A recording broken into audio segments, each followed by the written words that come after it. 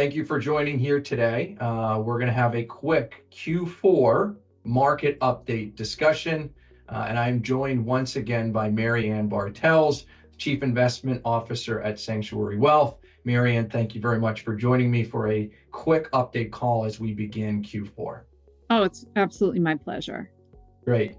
So Marianne, the reason for the call is a few advisors at Ausperity we've had some internal discussions, and it was actually posed to me, hey, Rory, I'm getting the question, can the market continue to trend higher? You know, the market, as we can see on the screen here, is up 34% from the lows on April 8th. So it begs the question, can the market continue to grow higher from here? So I'd love for you to take that question for us and help us out. So the short answer is yes. So then the question is, why do I believe that? But although I think the markets can go up, I would like to see a pullback of around 5 to 10%. And I still think we can get that here in October. As we're recording this, we just went into a government shutdown. Normally, government shutdowns really don't have any economic or market impact at all. But considering the markets are so overbought, the Trump administration is colorful when it talks. I think that's a polite way of putting it. Yeah. That maybe something happens where we can finally get a pullback.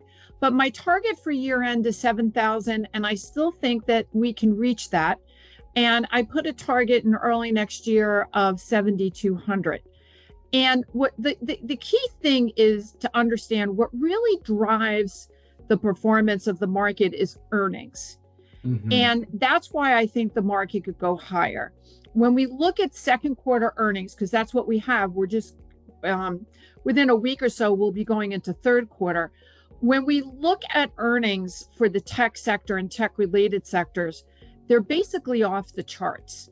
When we look at what's called communication services, and most people have no idea what's in that sector, but what you need to know is Google's in there, Meta's in there, Netflix is in there. Their earnings as a sector were up 44% year on year in the second quarter. When I look at the pure technology sector, that was up over 20%. There wasn't another sector that was even close. So we are still expecting the tech companies to be able to perform on the earnings front. And that's what gives me the confidence that the market can go higher. That's great. So you do mention tech. Do you believe that growth and technology is still leadership for this market? Yes, that's the short answer. Okay. And I believe they're going to be leaders throughout the end of the decade. Leadership doesn't change that frequently. And we're in actually an amazing time for new innovation. I call this the digital era. And what the technology that's being developed today is so greater than what we saw during the internet phase. And that's when the markets from 1995 to 2000 appreciated quite a bit just on one technology. When we look at the technologies today, they're very vast. We all know about AI.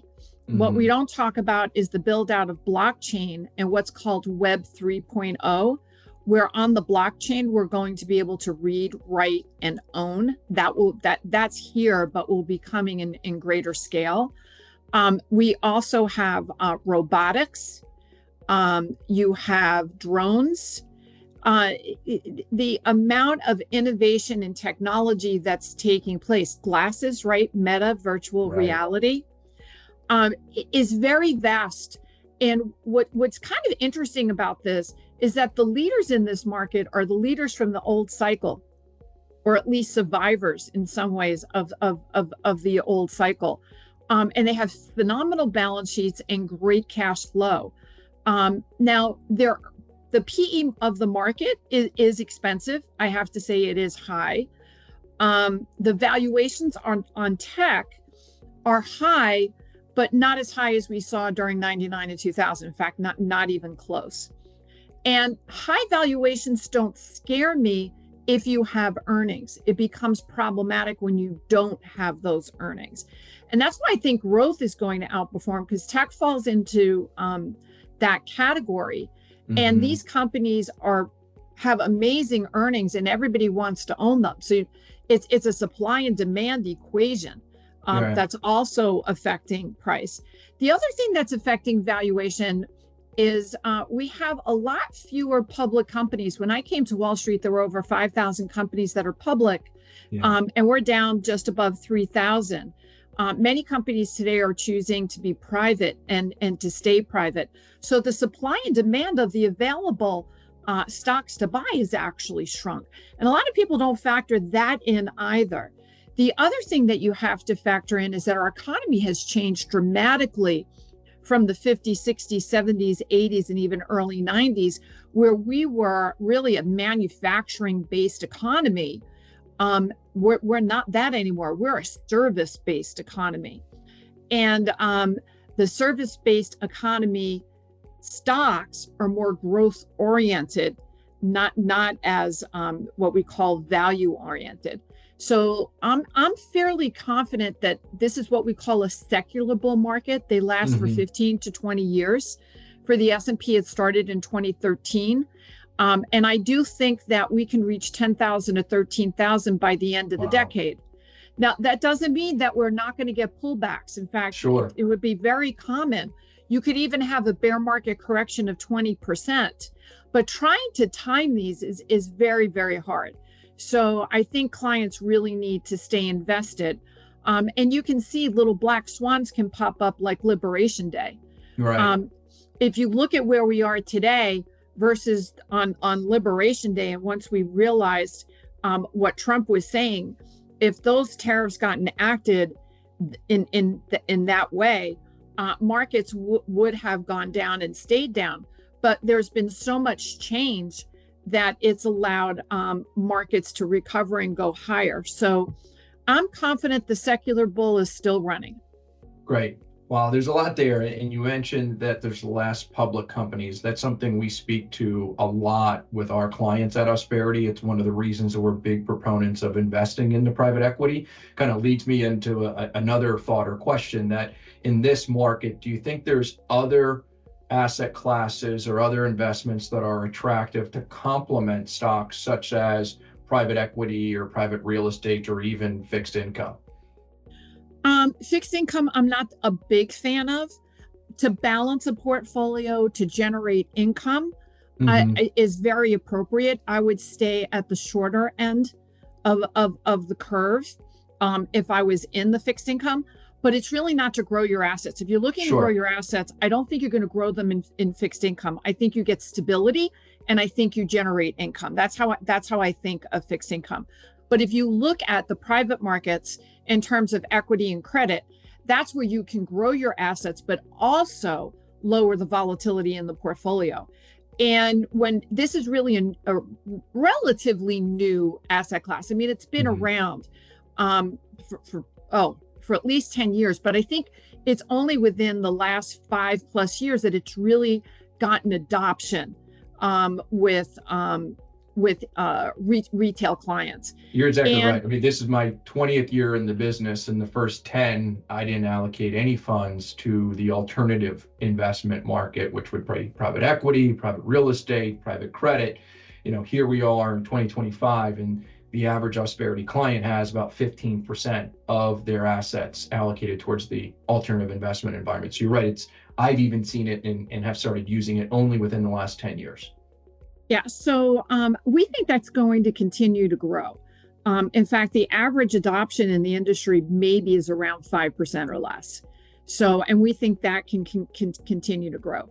We're also finding the younger generation that are coming up, they don't think they're going to get the same return from a 60-40 portfolio, meaning stocks, bonds, and they're looking to expand into the private markets. They're also very interested in the crypto market, and they're willing to take on more risk.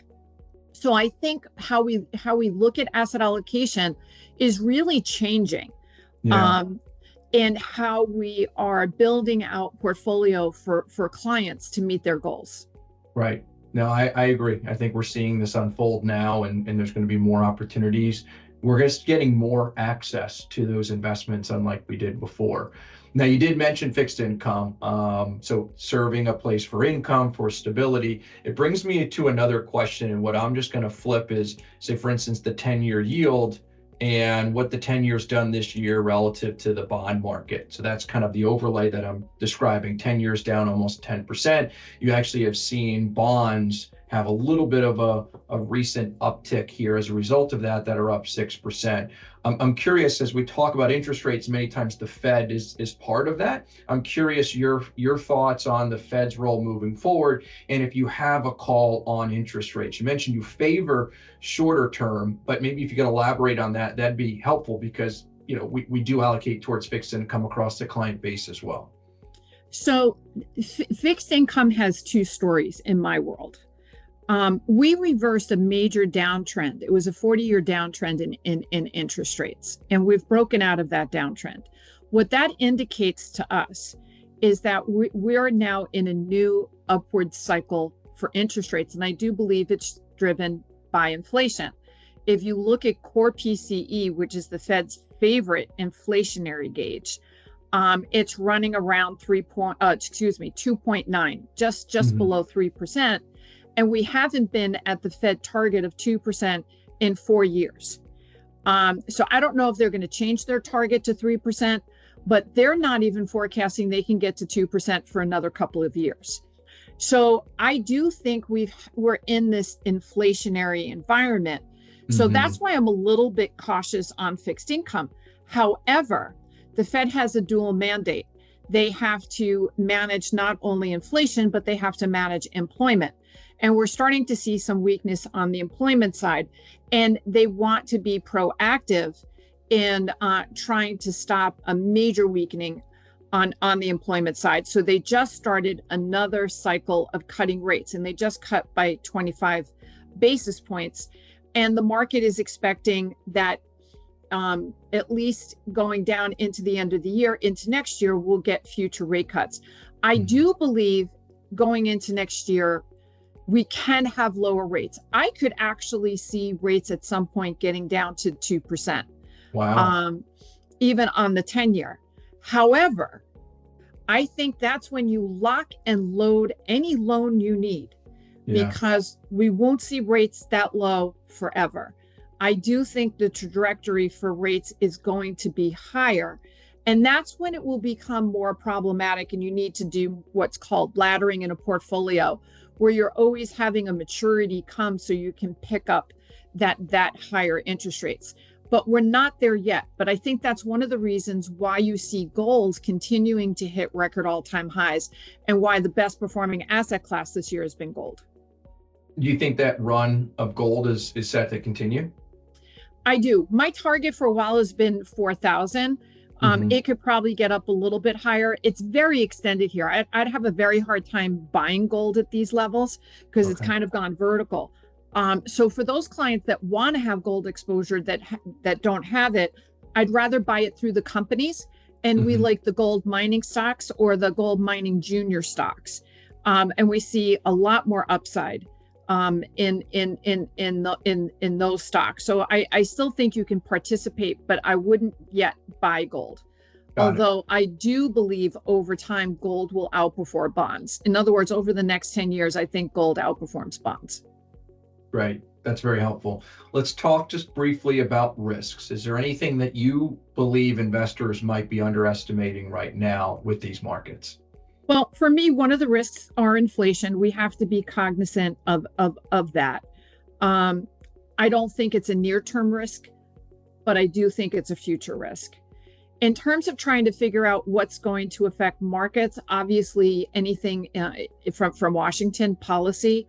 Again, as I said, we went all the way back to Carter's time, and we've had at least 20 government shutdowns.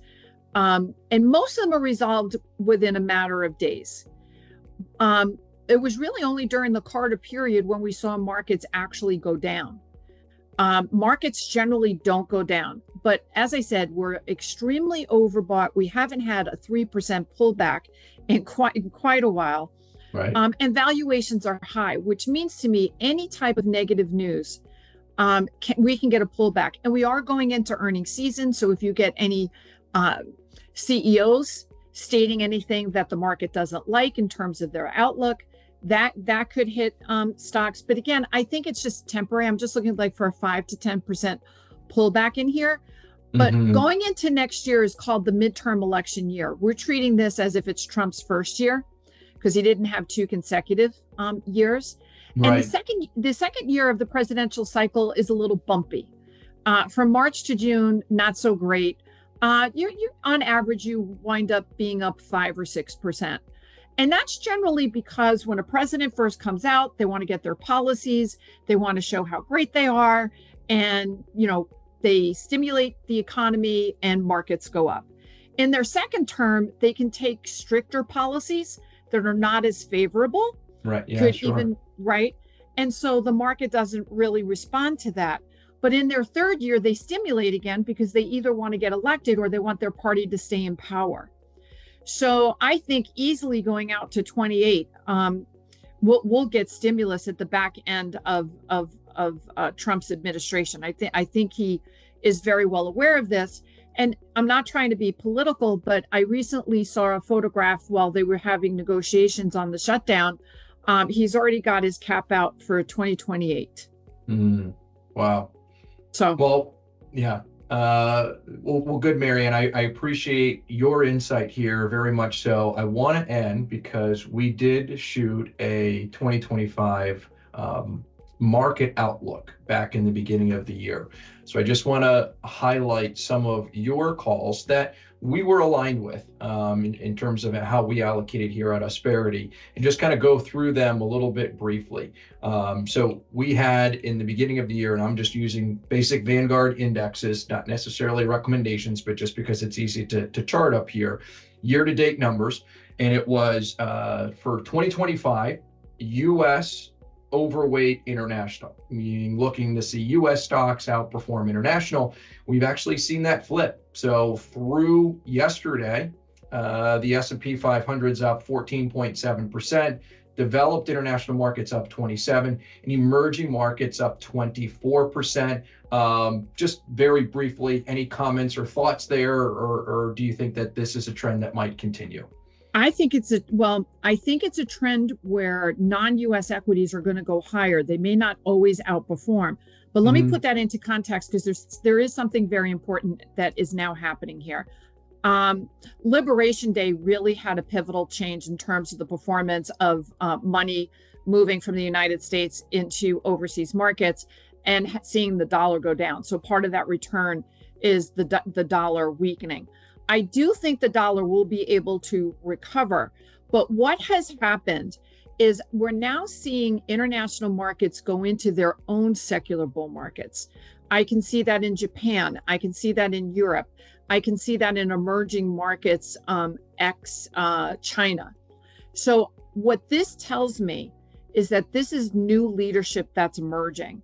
And I think these will be very strong leaders in the next decade. So I do think that U.S. equities will outperform over the coming years, but that international is also going to have good returns, and that this is a good time to either, if you have it, to continue to own it, or to dollar cost average over the coming years, because I think these are going to be terrific markets in the next decade. Because remember, secular bull markets don't last forever. It means that we'll eventually go into what's called the secular bear market, where the leadership will lose its leadership. Other pockets of the market will emerge. I think that's going to be like more small cap, more value based. We'll go from growth to value. But I think international is going to also be a very big part of that. Awesome. Love that. Perfect segue, because we're talking about small cap. So we had an agreed or an aligned call here of small cap or large cap outperforming small 2025. And yes, it's essentially over double. S&P up almost 15, Vanguard small cap ETF up just around 7%. So as you kind of expected, again, one or two sentences on what you're seeing and that possibly continuing and perhaps why. Yeah, I think this continues because the earnings power of the mega cap tech stocks is just going to overpower. And there's at least 30 or 40% of small cap companies that don't have earnings. So I really think it's an earnings story. The earnings story is not in small cap, so large cap wins. Got it. Perfect. And then the growth versus value, but I'm also going to throw in here technology, because as you mentioned, you believe technology is leadership, and we're nailing this one. So technology up 20%, growth US large cap up 17, value up 12% if we're rounding at home. So a little comment on the growth over value and technology being leadership. Yeah, I think being in the digital era and having all of these new innovations like AI and blockchain and even driverless cars and virtual reality are just going to continue to drive the growth cycle and technology. I think we're in a mega cycle for both growth and for technology. It's pretty crazy what's happening. I mean, just utilizing AI and ChatGPT. We were both at a similar conference together in Oasis, and that was in Scottsdale. I wasn't in one, but I saw several of those driverless cars or taxis that are taking people all over the place. Oh my gosh, it's pretty wild what's going on. And one of the speakers there was saying that, healthcare and health is improving, and we might be seeing more individuals live to 100 or 110, and there might be a lot more robotics in the house helping individuals as well. Yes. So it's pretty amazing what's going on. As I said in my presentation, what used to be your fantasy is now your reality. And I refer to Star Trek or the Jetsons, right? Because they had the robotic made, and you think of flip phones. Yeah, you think of flip phones, and then Star Trek: The Next Generation, their consoles were iPads, right? Their communication officer always had something in their ear. Now we're getting full translation of all languages, which they did on Star Trek. The hologram, right? Virtual reality. Just watch some reruns of Star Trek and Star Trek: The Next Generation and the Jetsons. You'll have an idea of, I mean, even the Jetsons flying cars. And that is in development. There are flying cars in development. Unbelievable. Yeah, this technology wave is great. Well, I just want to close out here just with the market, and I believe the short answer, which certainly you can elaborate on, is that the market can continue to trudge higher from here. So if you are looking to invest, probably long-term investors, don't overthink it. Continue to invest for growth assets long-term. You did mention a target, your year-end target. Did you? 7,000. Okay, so where is that from here, just for everyone watching? It's probably only about like 5%, because we just traded up near 6,700. So really, it's not that far from here. But I do think we can track up towards 7,200. Going into next year, and I'll have my year ahead outlook out towards the end of November. Great. Well, it's a must read for all of us at Ausperity. Thank you very much for taking some time today to do a very brief call, help me with some client questions or questions I'm getting from the advisors at Ausperity. Marianne, appreciate your time. Love your energy as always. And I look forward to talking to you soon. Same here. Thank you so much for having me. Great. Bye.